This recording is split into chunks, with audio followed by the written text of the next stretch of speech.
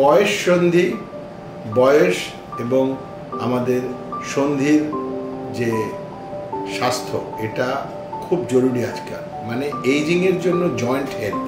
আজকালকার দিনে মানুষ বাঁচছে অনেক দিন, 80 বছর বাঁচা কোনো কথা না, কিন্তু এই বাঁচার জন্য যে জিনিসটা সম্মুখভাবে চোখের সামনে আসছে সেটা হচ্ছে জয়েন্ট ডিজিজ বা ডিজেনারেটিভ জয়েন্ট ডিজিজ, ক্ষয়জনিত আমাদের সন্ধি রোগের উপসর্গ এবং তার উপশম।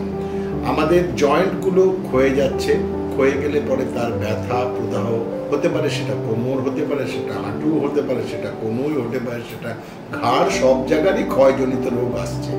এবার প্রশ্ন হচ্ছে যে আপনি আমাকে হয়তো বলতে পারেন যে তাহলে করণীয় কি? আমরা তো বাঁচবো, হ্যাঁ, মানুষ তো বাঁচবেই। বাঁচার জন্য যেটা করণীয় সেটা হচ্ছে সম্যক কিছু লাইফস্টাইল ম্যানেজমেন্ট বা জীবনের চরিত্র পরিবর্তন।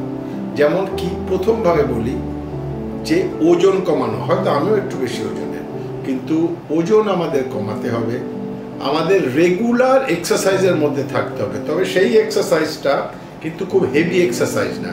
একটি 35 বছরের ছেলে বা একটি 20 বছরের ছেলে যে এক্সারসাইজ, হেভি এক্সারসাইজ করবে, একটি 65 বছরের মানুষ কিন্তু সেই এক্সারসাইজ করবে না। তাকে এক্সারসাইজ করতে হবে, কিন্তু সেই এক্সারসাইজগুলো হবে নট লোড বিয়ারিং, লোড নিয়ে করলে হবে না। তাকে ফিট রাখার জন্য যে এক্সারসাইজ, আইসোমেট্রিক এক্সারসাইজ বা মাংসপেশির এক্সারসাইজ, সেগুলো করতে হবে। খাওয়া দাওয়া, তার খাওয়া দাওয়াকে সুষম আহারে নিয়ে আসতে হবে।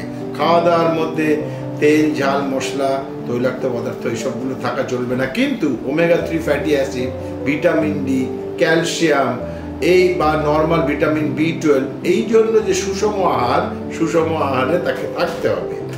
এছাড়া হচ্ছে একটা মেডিটেশন, একটা সময় পরে কিছুটা ধ্যান করা, মেডিটেশন করা, এর সাহায্যে তার মনকে উৎফুল্ল রাখা এবং মনকে বিভিন্ন রকম যে আমাদের আজকাল পারিপার্শ্বিক এত রকম চাপ, তার থেকে দূরে রাখতে হবে। আর সবার উপরে হচ্ছে নিজেকে আঘাতের থেকে বাঁচিয়ে রাখতে হবে, কারণ আপনার যে কোনো আঘাত একটা বয়সের পরে কিন্তু অনেকটা ক্ষতিকারক। আমাদের আর্থারাইটিস দু রকম হয়, একটা হচ্ছে প্রাইমারি আর্থারাইটিস, প্রাথমিকভাবে ক্ষয়ের জন্য, আরেকটা হচ্ছে সেকেন্ডারি আর্থারাইটিস, মানে দ্বিতীয়ত আর্থারাইটিস, যেটা কোনো আঘাত বা চোটের পরে যে বাতটা হয়। সুতরাং এই দুটোর থেকে আপনাকে বাঁচতে হবে, আপনাকে সুস্থ থাকতে হবে।